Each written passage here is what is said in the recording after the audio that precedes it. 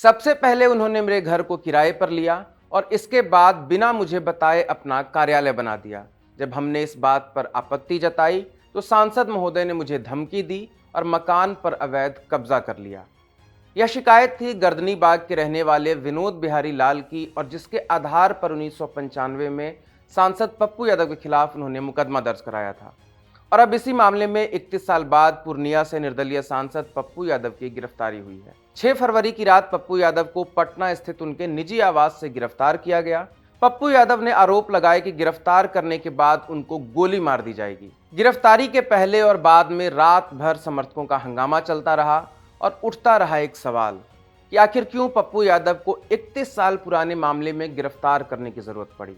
क्या यह मामला इतने गंभीर आपराधिक प्रकृति की है कि 31 सालों बाद गिरफ्तारी हो? क्या उन्हें बस इसलिए गिरफ्तार किया गया कि वो नीट स्टूडेंट के मौत के मामले को सबसे ज्यादा उठा रहे थे?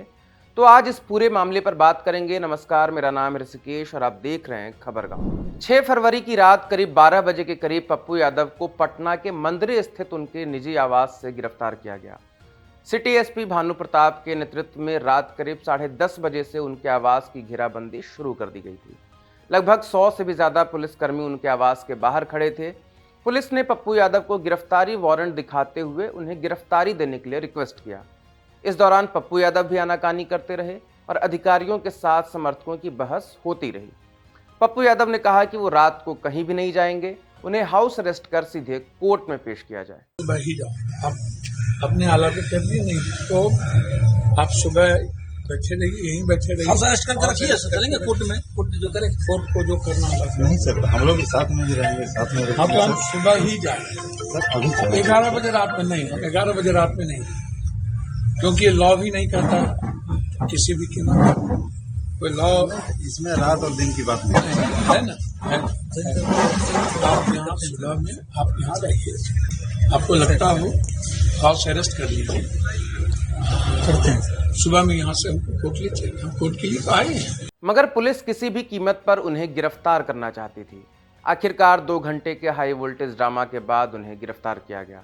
इस दौरान पप्पू यादव बेहोश होकर गिर गए, लेकिन उससे पहले उन्होंने सरकार और पुलिस पर गंभीर आरोप लगाए कि उनकी हत्या भी की जा सकती है, क्योंकि उन्होंने बिहार की बेटी के लिए न्याय की गुहार लगाई। तो सरकार से पूछिए, बच्ची को बचाना,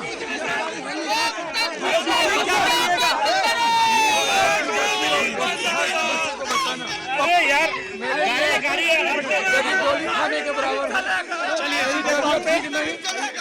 मेरे साथ क्या होगा?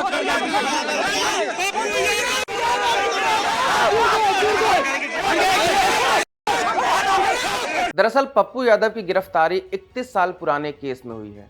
सिटी एसपी भानु प्रताप ने बताया कि गर्दनी बाग थाना की कांड संख्या 552/95 में पप्पू यादव अभियुक्त हैं। जब वो पूर्णिया से पहली बार सांसद बने थे तो उन्होंने विनोद बिहारी लाल नाम के एक व्यक्ति का मकान किराए पर लिया था, मगर उन्होंने ये नहीं बताया था कि उसका इस्तेमाल वो किस कार्य के लिए करेंगे। पप्पू यादव ने इस मकान में अपना कार्यालय खोल दिया। जब मकान मालिक ने इस पर आपत्ति दर्ज की तो पप्पू यादव ने उन्हें धमकी दी और मकान पर अवैध कब्जा कर लिया। इसके बाद पप्पू यादव पर फॉर्जरी के लिए आईपीसी की धारा 419, 420, 468, अवैध कब्जे के लिए 448, धमकी के लिए 506 और क्रिमिनल कॉन्स्पिरेसी के लिए 120B के तहत मुकदमा दर्ज किया गया। लंबे समय से इस मामले में ट्रायल चल रहा है और यह मामला MP MLA कोर्ट में विचाराधीन है।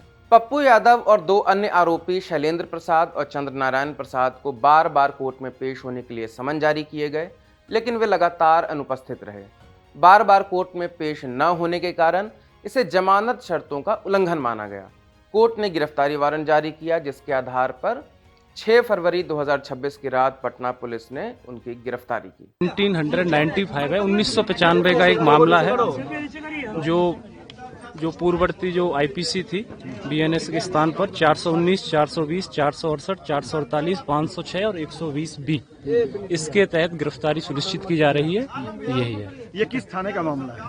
ये गर्दनी बाग थाने का मामला क्या है इसमें माननीय न्यायालय द्वारा ट्रायल केस चल रहा था, जिसमें माननीय सांसद महोदय को उसमें उपस्थित होना था, लेकिन उसमें तय डेट पर उपस्थित नहीं हुए, इस कारण गिरफ्तारी सुनिश्चित। गिरफ्तारी के बाद पप्पू यादव की तबीयत बिगड़ गई।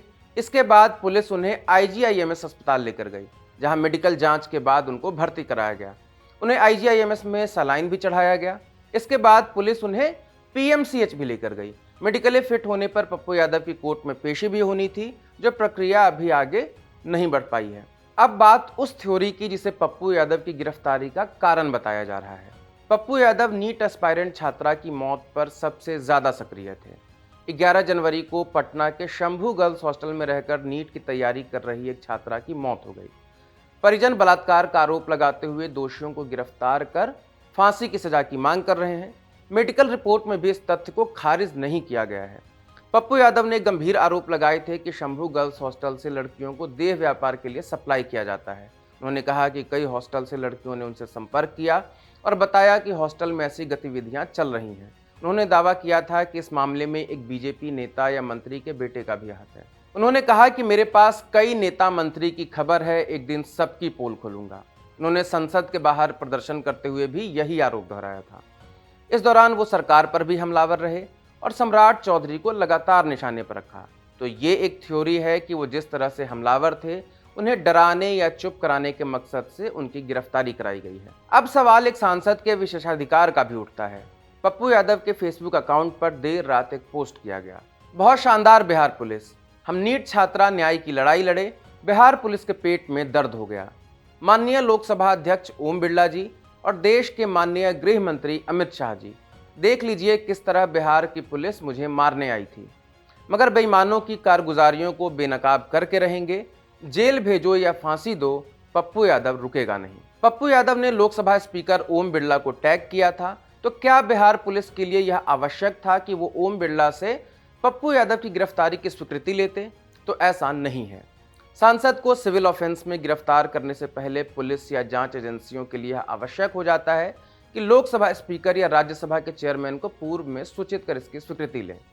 सांसद अगर लोकसभा से हो तो स्पीकर को, और अगर राज्यसभा से हो तो राज्यसभा के चेयरमैन को। मगर आपराधिक मामलों में सांसदों को ऐसा कोई विशेषाधिकार प्राप्त नहीं है। पप्पू यादव पर जिन भी धाराओं में मुकदमे दर्ज हैं वो आपराधिक हैं, इसलिए पटना पुलिस गिरफ्तारी वारंट दिखाकर पप्पू यादव को गिरफ्तार कर सकती थी। तो यहाँ पर कोई विशेषाधिकार हनन नहीं हुआ है। पप्पू यादव की गिरफ्तारी के बाद विपक्षी नेताओं ने उनका बचाव किया है। राहुल गांधी और प्रियंका गांधी ने उनके लिए पोस्ट भी किया है। प्रियंका गांधी ने लिखा कि नीट छात्रा की मौत के मामले में आवाज उठाने के कारण पप्पू यादव को गिरफ्तार किया गया है। वहीं राहुल गांधी ने लिखा कि पीड़ित परिवार ने जब निष्पक्ष जांच और न्याय की मांग की तो वही पुराना भाजपा एनडीए मॉडल सामने आ गया। केस को भटकाओ, परिजनों को प्रताड़ित करो और अपराधियों को सत्ता का संरक्षण दो। इस बेटी के लिए न्याय की आवाज बनकर साथी सांसद पप्पू यादव जी मजबूती से खड़े हुए। आज उनकी गिरफ्तारी साफ तौर पर राजनीतिक प्रतिशोध है, ताकि जवाबदेही मांगने वाली हर आवाज को डराया और दबाया जा सके। अब अहम सवाल कि पप्पू यादव कब तक स्वस्थ होते हैं और उन्हें कोर्ट में पेश किया जाता है, मगर उससे भी बड़ा सवाल कि क्या पप्पू यादव की जमानत खारिज भी हो सकती है। आगे जो भी अपडेट होगा वो हम आप तक जरूर पहुंचाएंगे। जुड़े रहिए खबरगांव के साथ। इस वीडियो को रिकॉर्ड किया था हमारे साथी इरशाद ने। नमस्कार।